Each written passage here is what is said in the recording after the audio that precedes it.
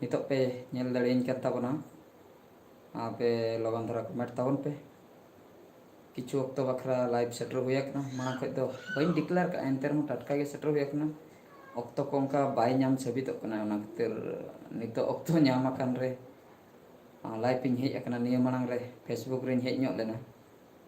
तापरे नितो हाँ यूट्यूब रे नॉय नितिन हेज ना यदि जहां को जुदी पे नेलिंग कान ताबोना तो कमेंट ताबन पे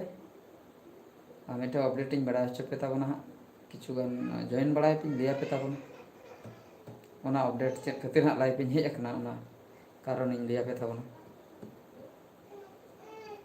मिनिट हुई दिन गया कोई हाँ उरी को सेटर ताबोना नितो को जपित चाबा का बच्चा बड़ा लाइव इन हेज आकना इन बनू को बांगा को हेज इदीना मोय हर को हेज इदीना जहां को पे हिजुक कान ताबोना कमेंट ताबन पे अदो अक्तो नाम आकान रिन हेज आकना अक्तो उनका बाय नाम धरा गया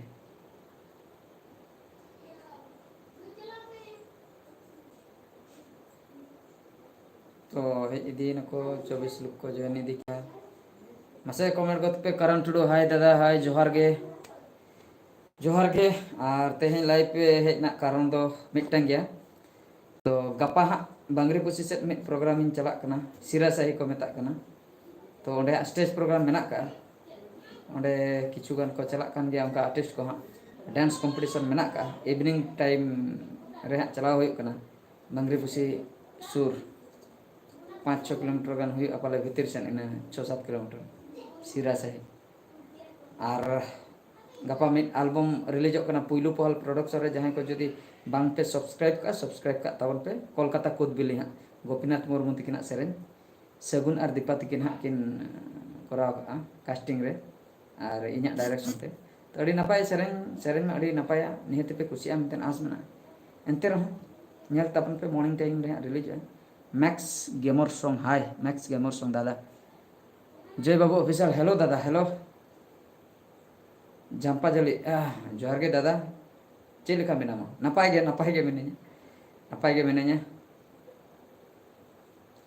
करण टुडू हाय नपाय गे मिनाኛ आपे को ओका लेखा मेना पे ताबना ओना को लई ताबन पे इन दो नपाय गे मिनाኛ 38 और 30 लोग को जॉइन इदी के ताबना जय बाबू ऑफिशियल हां दादा जहां को हाँ पे हेज लाइफ रे अड़ी सरहाव बहादुर सोरेन एंटरटेनमेंट पास्टा खज एसटी कोड़ा स्टेटस हाय अक्तो को उनका बाय नाम धरा गया ना लाइव स्ट्रीमिंग मिटे नोका जिनिस कना ओना बखरा अक्तो ओडक हुई पे तीसिन लाइव रे हजुआ कटी रोपण जोगोआ व्यूअर सला आदो दिन हिलो के कमी को जुदी ताहेना एडिटिंग को शूटिंग को कि स्टेज प्रोग्राम को आदो लाइव बखरा अक्तो बाय नाम आदो ओन तेहन कटी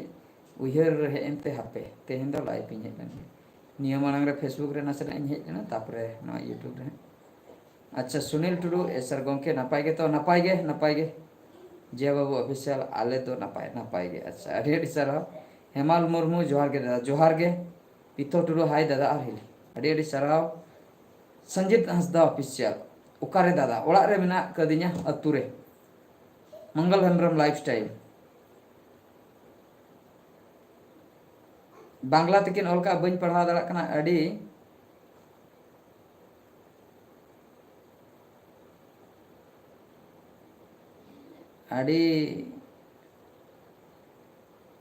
चेतर अड़ी चेत दादा तार लास्ट रे ओना तला ना बइन पढ़ाव दाड़ा कना पढ़ाव दिन पढ़ा अड़ी घणी ᱧᱚᱜ ᱤᱧ ᱩᱭᱩᱝ ᱠᱷᱟᱱ ᱫᱚᱧ ᱯᱟᱲᱦᱟᱣ ᱫᱟᱲᱮᱭᱟᱜᱼᱟ ᱟᱫᱚ ᱱᱚᱣᱟ ᱢᱟ ᱠᱚᱢᱮᱱᱴ ᱠᱟᱱᱟ ᱦᱟᱸᱜ ᱱᱚᱣᱟ ᱢᱟ ᱥᱠᱨᱚᱞᱚᱜ ᱠᱟᱱᱟ ᱪᱮᱛᱟᱱ ᱥᱮᱫ ᱩᱴᱷᱟᱹᱜ ᱠᱟᱱᱟ ᱟᱫᱚ ᱵᱟᱹᱧ ᱯᱟᱲᱦᱟᱣ ᱫᱟᱲᱮᱭᱟᱜ ᱠᱟᱱᱟ लोग दीपक मार्डी जोहार के बहादुर दा जहाँ कर मंगल हेम्ब्रम लाइफ स्टाइल अड़ी सारहा जाना मिन लई के जय बाबू आपे दादा आपे सेन दो सोसम को मौसम को पाले मौसम को नपाय गया मेन दो ललो के बुझे कना आर चेत इन लिया नपाय दो दा बड़ा ले तला रे दा बड़ा ले बेस तरह बुझे कन दा मेनखान आर होय दाग बनुआ नित आरहों जहाँ लेका मांग बुझे kan था उनका के सितुम लोलो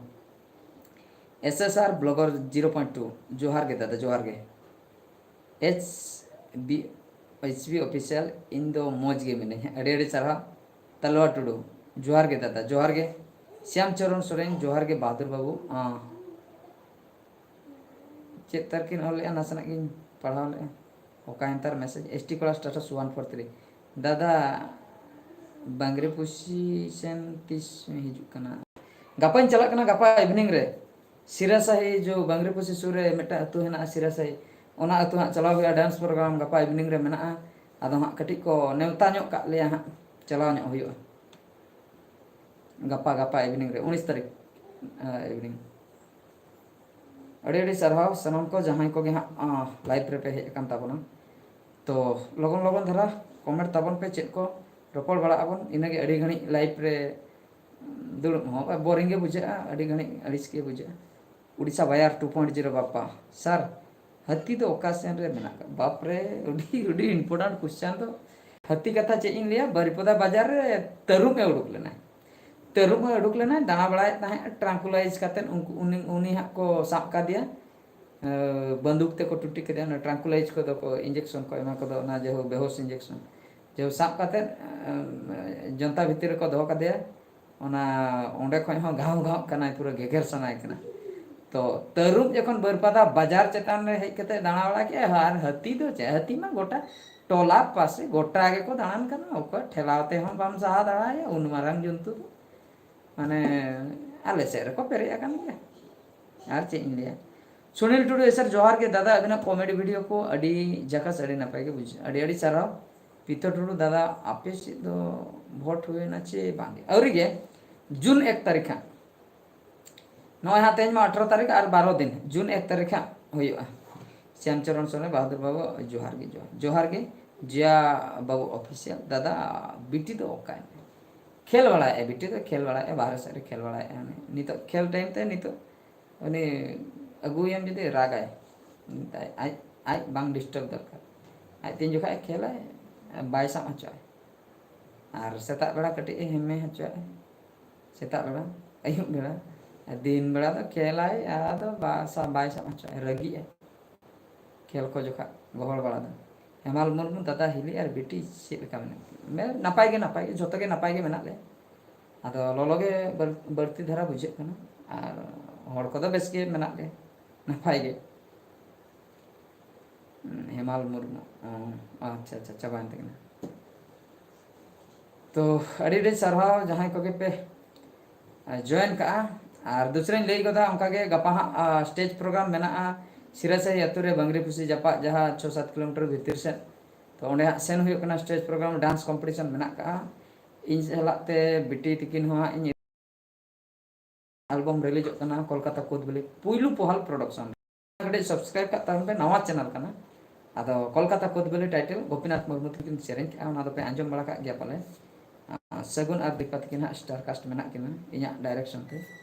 तो उना को अपडेट बड़ा हचो बखरा के इनिया को अपडेट बड़ा हचो बखरा के लाइव पे हुआ कना सुहाग दुलर हेलो हाय जोहार गे